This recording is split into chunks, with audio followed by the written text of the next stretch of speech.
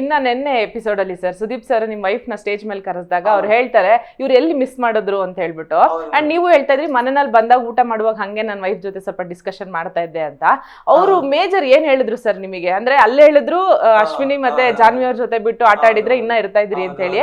ನಿಮಗೂ ಹಂಗೆ ಅನ್ಸುತ್ತಾ? ಅದ್ ಬಿಟ್ಟು ಬೇರೆ ಏನಾದ್ರು ಮಾತಾಡಿದ್ರೆ? ಇಲ್ಲ, ಈಗ ಅದು ಏನಾಯ್ತು, ನಾವು ಹೋದಾಗ್ಲೇ ಒಂಟಿ ಅಂತ ಹೋಗಿದ್ವಿ ಮ್ಯಾಮ್. ಅಂದ್ರೆ ಇದೊಂದ್ 2 ಟೀಮ್ ಅಂತ ಹೋಗಿದ್ವಿ. ಅವಾಗ ನಾವು ಆಲ್ಮೋಸ್ಟ್ 3 ವಾರಗಳು 2 ವಾರಗಳು ಅನ್ಸುತ್ತೆ ಆ ಟೀಮಲ್ಲೇ ಇದ್ವಲ್ಲ. ಅದೇ ಒಂದು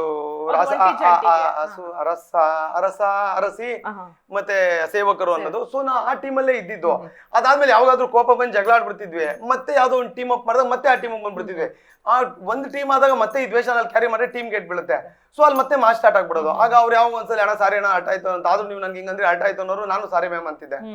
ಸಾರಿ ಮ್ಯಾಮ್, ಹೌದು ಏನೋ ಅಂದೆ ಅಂತ. ಆದ್ರೆ ಮಾತಿನ ಬರ್ದಲ್ಲಿ ನೀವು ಹಿಂಗ್ ಅನ್ಬಾರ್ದಿತ್ತು ಅಂತ. ಅಯ್ಯೋ ಸಾರಿ ಮ್ಯಾಮ್, ನಾನು ಒಂದ್ಸರಿ ಅವ್ರಿಗೆ ಏನೋ ಹೇಳಿರ್ತೀನಿ ತಮಾಷೆಗೆ, ಅಶ್ವಿನಿ ಇಚ್ಛಾಧಾರಿ ನಾಗಿನಿ ಅಂತ.